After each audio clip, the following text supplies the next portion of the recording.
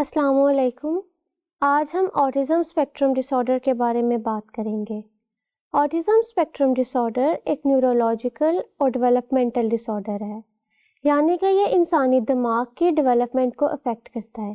انسانی دماغ کی ڈیولپمنٹ افیکٹ ہونے کی وجہ سے انسان کے جو صلاحیات ہیں دوسروں سے انٹریکٹ کرنے کی، ان سے گھلنے ملنے کی، بات چیت کرنے کی، چیزوں کو سیکھنے کی اور ایک اچھے طریقے سے بیہیو کرنے کی، یہ تمام صلاحیات متاثر ہوتی ہیں۔ یہ زندگی کے کسی بھی حصے میں ڈائگنوز ہو سکتا ہے، لیکن اس کی علامات انسانی زندگی کے پہلے 2 سال میں ظاہر ہو جاتی ہیں۔ ہر آٹسٹک بچہ دوسرے آٹسٹک بچے سے الگ ہوتا ہے، یعنی کہ اس کی اپنی خصوصیات ہوتی ہیں، اپنی کمیاں ہوتی ہیں، اپنی اسٹرینتھس ہوتی ہیں۔ اسی لیے آٹزم اسپیکٹرم ڈس آرڈر کو اسپیکٹرم کہا جاتا ہے، کیونکہ اسپیکٹرم ان تمام چیلنجز کی طرف اشارہ کرتا ہے جو ایک آٹسٹک بچہ فیس کرتا ہے۔ اگر اس کے سائنز اینڈ سمٹمز کی بات کی جائے تو کچھ ایسے بیہیویئرز ہیں جو بچے نارملی مائلسٹونز اچیو کرتے ہیں اپنی ایج کے لحاظ سے، بچے وہ چیزیں اچیو نہیں کر رہے ہوتے، اور اس کے ساتھ کچھ اضافی بیہیویئر ہوتے ہیں یا کچھ ایسے بیہیویئر ہوتے ہیں جن کی کمی ہوتی ہے۔ یہ تمام چیزیں آٹزم کی طرف اشارہ کرتی ہیں۔ کمیونیکیشن اور انٹریکشن، یعنی کہ دوسروں سے ملنا جلنا، بات چیت کرنا، اس ایریا میں 3 کمیاں پائی جاتی ہیں۔ اس میں سب سے پہلے آتا ہے social and emotional reciprocity. Reciprocity کا مطلب ہوتا ہے باہمی ربط، یعنی کہ بچے کو یہ سمجھ نہیں آتا کہ دوسرے کے جذبات کو کیسے سمجھنا ہے اور کیسے موقع کی مناسبت سے جذبات کے ساتھ اظہار کرنا ہے۔ دوسرے نمبر پر آتا ہے انڈرسٹینڈنگ ایموشنز، یعنی کہ بچے کو یہ نہیں سمجھ آتا کہ دوسرے کے جذبات کو کیسے سمجھنا ہے، کیسے دوسروں کے ساتھ تعلقات قائم کرنا ہے اور کیسے دوسروں کے ساتھ بیہیو کرنا ہے۔ تیسرے نمبر پر آتا ہے نان وربل کمیونیکیشن، یعنی کہ بغیر بولے اپنی بات کسی دوسرے تک پہنچانا۔ نان وربل کمیونیکیشن میں جیسچرز کے تھرو بچہ بات کر سکتا ہے یا سمجھ سکتا ہے، یعنی کہ اشارے سے بات سمجھنا۔ آٹزم کے بچوں کو اشاروں سے اگر آپ کوئی بات سمجھائیں تو ان کو صحیح طریقے سے سمجھ نہیں آتی۔ اس کے علاوہ نان وربل کمیونیکیشن میں بچے کو دوسرے کے ایموشن صحیح طریقے سے سمجھ نہیں آتے، بچے کو یہ سمجھ نہیں آتی کہ دوسروں کے ساتھ کیسے بیہیو کرنا ہے، یعنی کہ گروپ ایکٹیویٹیز میں دوسروں کے بچوں کے ساتھ مل کر کیسے کھیلنا ہے۔ ان بچوں کا بیہیویئر دوسرے بچوں کے مقابلے میں تھوڑا چینج ہوتا ہے، جس کی وجہ سے ان کو دوستیاں کرنے میں یا دوسروں کے ساتھ صحیح طریقے سے بیہیو کرنے میں مشکل پیش آتی ہے۔ ان بیہیویئرز کے ساتھ ساتھ کچھ اضافی بیہیویئر جو آٹسٹک بچوں میں پائے جاتے ہیں۔ ان بیہیویئرز میں سب سے پہلے آتا ہے ریسٹرکٹیو انٹرسٹ، یعنی آٹزم کے جو بچے ہوتے ہیں ان کا کچھ خاص چیزوں میں بہت زیادہ رجحان ہوتا ہے۔ وہ باقی بچوں سے بھی یہی ایکسپیکٹ یعنی امید کرتے ہیں کہ وہ بھی انہی کی طرح محسوس کریں۔ یہ بچے کچھ خاص قسم کی چیزوں سے بہت زیادہ فیسینیٹ ہوتے ہیں، یعنی کچھ کھلونے ایسے ہوتے ہیں جن سے کچھ بچے بہت زیادہ کھیلتے ہیں۔ اب ہر بچے کے ریسٹرکٹیو جو انٹرسٹ ہیں وہ باقی بچوں سے مختلف ہو سکتے ہیں۔ کچھ بچے کچھ خاص قسم کے کارٹونز ہیں جو بار بار دیکھتے رہتے ہیں اور وہ ہمیشہ اسی دلجوئی سے اور لگن سے دیکھتے ہیں، بچے ان چیزوں سے بور نہیں ہوتے۔ اس کے ساتھ ساتھ بچے کچھ خاص نمبرز ہیں یا کچھ پزلز ہیں ان سے بھی بہت زیادہ obsessed ہو سکتے ہیں۔ دوسرے نمبر پر آتا ہے ریپیٹیٹیو بیہیویئرس، یعنی ایسے رویے جو بچہ بار بار کرتا ہے۔ اس میں باڈی موومنٹ بھی آ سکتی ہیں کہ یعنی بچہ اپنی جسم کو خاص طریقے سے بار بار ہلائے۔ کچھ خاص الفاظ آ سکتے ہیں جو بچہ بار بار دہراتا ہو۔ ریپیٹیٹیو بیہیویئر میں سب سے پہلے آتا ہے ہینڈ فلیپنگ، یعنی کہ اپنے ہاتھوں کو زور زور سے بار بار ہلانا۔ اس میں بچہ اپنے ہاتھوں اور بازوؤں کو بار بار ہلاتا ہے۔ اس کے بعد آتا ہے ہیڈ بینگنگ، یعنی کہ بچہ کی جب بات نہ مانی جائے تو وہ اپنے سر کو بار بار کسی دوسری چیز میں مارتا ہے، یا پھر اپنی بات منوانے کے لیے، اپنی بات دوسروں تک پہنچانے کے لیے بچہ ایسا کرتا ہے۔ مزید اس میں آتا ہے ٹو وگلنگ یا ٹو ٹویڈلنگ، یعنی کہ بچہ اپنے پاؤں کو مسلسل ہلاتا رہتا ہے یا پاؤں کی انگلیوں کو ایک مخصوص ترتیب میں بار بار گھماتا ہے۔ اس کے ساتھ ساتھ بچہ راکنگ بیہیویئر بھی شو کرتا ہے، یعنی کہ ایک ہی جگہ بیٹھے بیٹھے بچہ بار بار آگے پیچھے بہت زیادہ جھولتا ہے، بچہ ایک جگہ سٹل ہو کر یعنی ایک جگہ آرام سے نہیں بیٹھتا۔ نیکسٹ بیہیویئر جو ہے وہ یہ ہوتا ہے کہ بچہ بار بار اپنے کھلونوں کو ایک خاص ترتیب میں ایک لائن میں لگاتا ہے، ان کو جوڑتا ہے، پھر بار بار وہ ترتیب خراب کرتا ہے. اسی طرح بچہ بار بار اپنے ٹوائز کو لائن اپ کرتا ہے. یہ بچے بار بار کچھ خاص الفاظ یا چیزیں ہوتے ہیں جو بار بار دہراتے رہتے ہیں. اس کے علاوہ ہمنگ بھی کرتے ہیں یعنی گنگناتے بھی ہیں. یہ تمام چیزیں باقی نارمل بچے بھی کرتے ہیں، لیکن آٹزم کے جو بچے ہیں وہ ان بچوں کے مقابلے میں یہ چیزیں بہت زیادہ کر رہے ہوتے ہیں. نیکسٹ بیہیویئر سینسری انپٹ ہے، یعنی ان بچوں کی حسیات جو ہیں باقی بچوں کے مقابلے میں بہت زیادہ کام کرتی ہیں، یا پھر بچے اپنی حسیات سے رسپانس نہیں کرتے. اس میں ہائپر ری ایکٹیویٹی بھی آتی ہے، یعنی کہ ضرورت سے زیادہ محسوس کرنا، اور ہائپر ری ایکٹیویٹی بھی آتی ہے، یعنی کہ بچے کو جو چیزیں محسوس ہونی چاہیے بچہ ان چیزوں کو صحیح طریقے سے محسوس نہیں کر پاتا. ہائپر ری ایکٹیویٹی میں بچہ کچھ خاص قسم کے ٹیکسچر یعنی ساخت، کچھ خاص قسم کے ذائقے، اونچی آوازیں، روشنیاں وغیرہ ان چیزوں سے بہت زیادہ اریٹیٹ ہوتا ہے، تنگ ہوتا ہے، اور ان چیزوں کے ساتھ کمفرٹیبل محسوس نہیں کرتا. ہائپر ری ایکٹیویٹی میں آتا ہے کہ وہ چیزیں یا وہ حسیات جو بچے کی صحیح طریقے سے کام نہیں کر رہی ہوتی، یعنی کہ بچے کو تکلیف وغیرہ محسوس نہیں ہوتی. جہاں بچے کو اپنے ایموشنز شو کرنے ہوتے ہیں بچہ وہاں پہ اپنے ایموشنز شو نہیں کرتا، یعنی بچے کو اپنی بھوک کا پتہ نہیں لگتا کہ کب اس کو بھوک لگ رہی ہے، یا بچے کو بہت اونچی آوازیں بہت زیادہ اٹریکٹ کرتی ہیں، بچے کو تیز روشنی بہت اچھی لگتی ہے، یا جو شوخ رنگ ہیں وہ بچے کو متوجہ کرتے ہیں. ہائپر ری ایکٹیویٹی میں یہ بھی آ سکتا ہے کہ بچے کو بہت برا محسوس ہوتا ہے یا بچہ کمفرٹیبل فیل نہیں کرتا جب آپ بچے کو ٹچ کرتے ہیں. ان کے ساتھ ساتھ بچے کے سینسری سیکنگ بیہیویئر ہوتے ہیں، یعنی کہ بچہ ایسے کام کرتا ہے جس سے اس کی حسیات زیادہ اجاگر ہوتی ہیں. جیسا کہ میں نے پہلے بتایا کہ بچہ بار بار اپنی جگہ پر بیٹھے ہوئے یا کھڑے ہوئے بار بار جھولتا ہے، یا بچہ گول گول دائروں میں بہت زیادہ گھومتا ہے، کیونکہ یہ چیزیں بچوں کے حسیات کو زیادہ طور پر اجاگر کرتی ہیں. تیسرا بیہیویئر جو بچوں کے اندر پایا جاتا ہے وہ انفلیکسیبلٹی ٹو چینج ہے، یعنی کہ جب بچوں کی روٹین چینج کی جاتی ہے یا کوئی نئی چیز متعارف کروائی جاتی ہے تو یہ بچے اس کے ساتھ کوآپریٹ نہیں کرتے. یعنی ان بچوں کی روٹین کے مطابق اگر کوئی چیز ہو رہی ہے تو بچے صحیح طریقے سے کرتے رہیں گے، لیکن اگر ان کے لیے کوئی نئی چیز کروائی جا رہی ہے تو بچے وہ چیز نہیں کر پاتے. آٹزم کے بچے آئی کانٹیکٹ یعنی کہ دوسروں کی آنکھوں میں دیکھ کر بات کرنا یہ مینٹین نہیں کرتے، یا جو کرتے ہیں وہ بہت تھوڑا ہوتا ہے. اس کے ساتھ ساتھ اسپیچ پرابلمس بھی ہو سکتے ہیں. اسپیچ پرابلمس یعنی بولنے کے مسائل میں ہوتا ہے کہ یا تو بچہ بالکل بھی نہیں بولتا، نان وربل ہوتا ہے، یا پھر ایسا ہوتا ہے کہ بچہ پہلے تو بولتا ہو لیکن بعد میں بچہ بولنا چھوڑ دے، یا تیسرے نمبر پر بچہ کبھی کبھار بہت لمبے عرصہ میں کوئی الفاظ بول دیتا ہے. کچھ آٹسٹک بچے باقی بچوں کے مقابلے میں چیزیں سستی سے سیکھتے ہیں یعنی سلو لرنر ہوتے ہیں. اس کی وجہ انٹلیکچوئل ڈسیبلٹی بھی ہو سکتی ہے.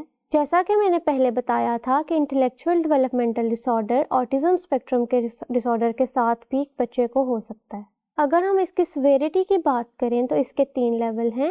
یہ تینوں لیول اس چیز پر مشتمل ہیں کہ بچے کو یا ایک انسان کو اپنی زندگی میں اپنے کام کاج کرنے کے لیے کس قدر مدد کی ضرورت ہے.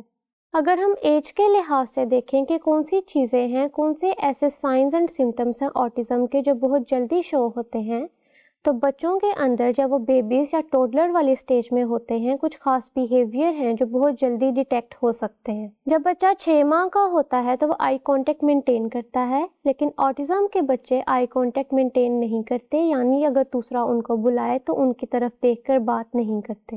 اگر آپ 6 مہینے کے بچے کو دیکھ کر اسمائل کریں یا مسکرائیں تو بچہ اپنے جاننے والوں کی طرف دیکھ کر خوش ہوتا ہے، ان کو رسپانس دیتا ہے. لیکن آٹزم کے بچوں کا رسپانس اتنا اچھا نہیں ہوتا یا وہ بالکل بھی اسمائل نہیں کرتے.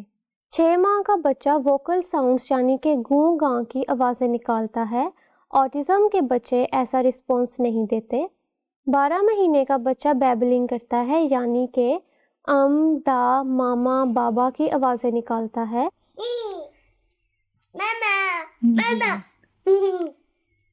لیکن آٹزم کے بچے ایسے کی آوازیں نہیں نکالتے. ان بچوں کو اگر آپ ان کا نام لے کر بلائیں تو بچے اس پہ رسپانس نہیں کرتے یا بہت کم رسپانس کرتے ہیں۔ بچے کو اگر آپ اشارے سے کوئی بات سمجھانے کی کوشش کریں یا اشارہ کریں کہ ادھر دیکھو، یہ چیز پکڑاؤ یا وہاں جاؤ، تو بچہ آپ کی صحیح طریقے سے بات نہیں سمجھ سکتا۔ 24 ماہ یعنی 2 سال کے بچے کی گفتگو بہت محدود ہوتی ہے، اس کی اسپیچ اتنی میننگ فل نہیں ہوتی، یعنی کہ جو وہ بات کرتا ہے وہ صرف 2 الفاظ پر مشتمل ہوتی ہے، وہ مکمل جملہ نہیں بول سکتا۔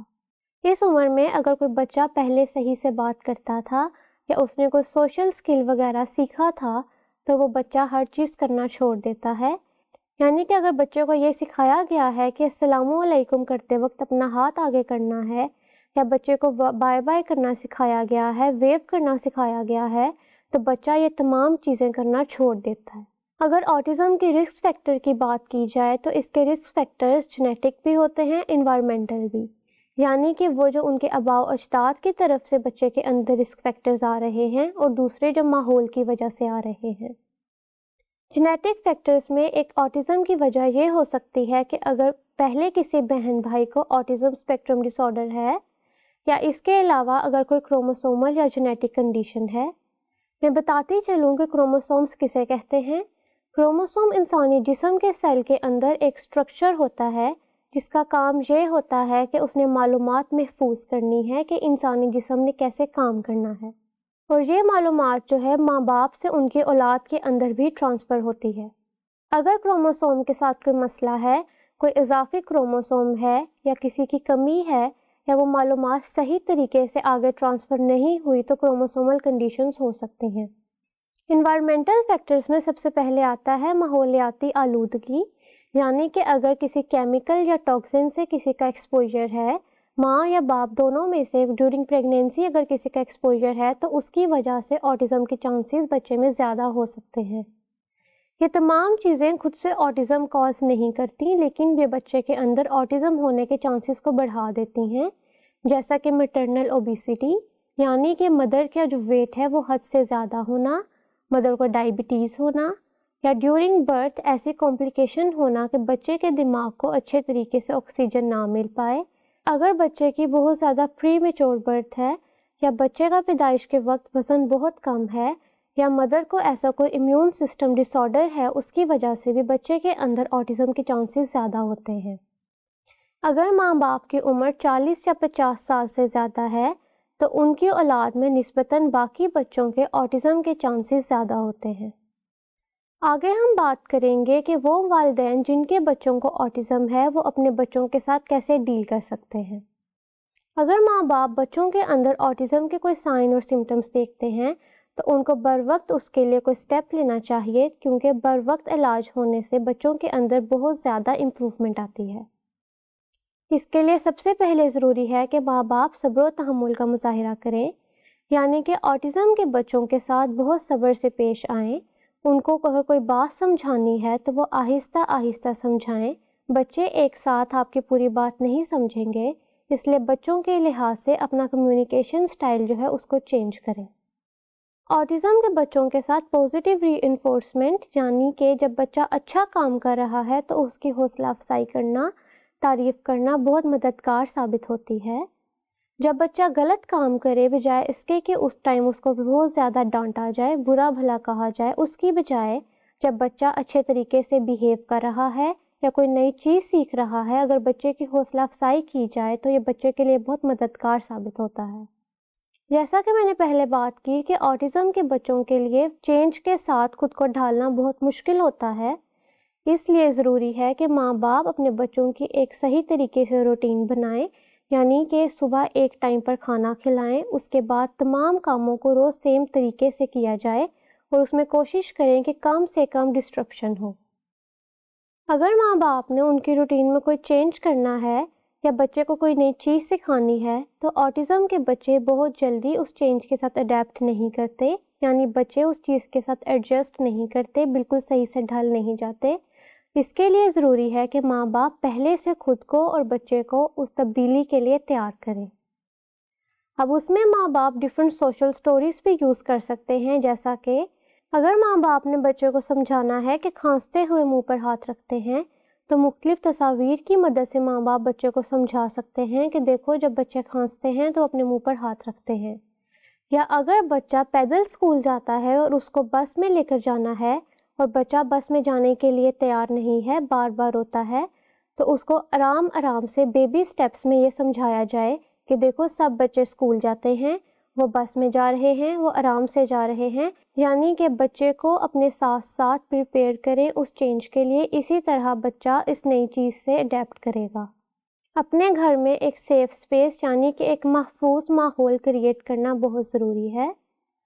آٹزم کے بچوں کے لیے ضروری ہے کہ ماں باپ گھر میں ایک ایسا ماحول کریٹ کریں جو کہ نقصان دہ نہ ہو، جیسا کہ نقصان پہنچنے والی چیزیں، چھریاں وغیرہ ماں باپ بچوں سے تھوڑا دور رکھیں، اور ماں باپ کو چاہیے کہ گھر میں ایسا ماحول بنائیں کہ بچے کو اگر کسی چیز کی ضرورت ہے تو بچہ اپنی مدد آپ کے تحت کام کر سکے۔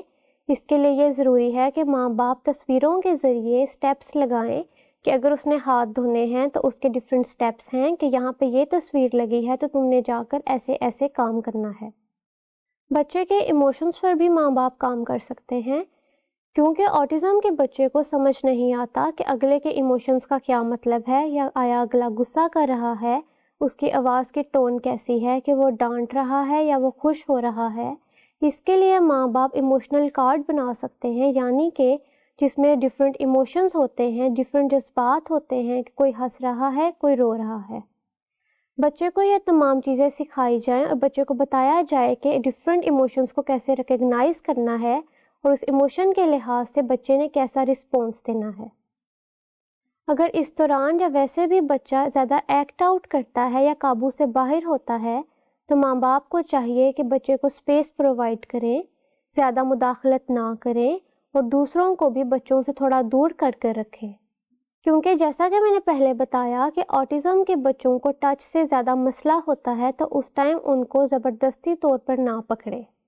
اس میں ماں باپ ایک اور چیز بھی کر سکتے ہیں کہ ان کے لیے ڈسٹریکشنز کو کم سے کم کریں، یعنی کہ لائٹس کو ڈم کر دیں، اگر کوئی بہت اونچی آوازیں آ رہی ہیں تو ان کو آہستہ کر دیں، اگر بچے سے بات کرنی ہے تو اس سے آہستہ آہستہ تھوڑی تھوڑی بات کریں، ایک ساتھ بچے کو ہر چیز نہ کہیں، کیونکہ بچے کے لیے وہ انفارمیشن کو پروسیس کرنا، وہ معلومات کو سمجھنا مشکل ہوتا ہے۔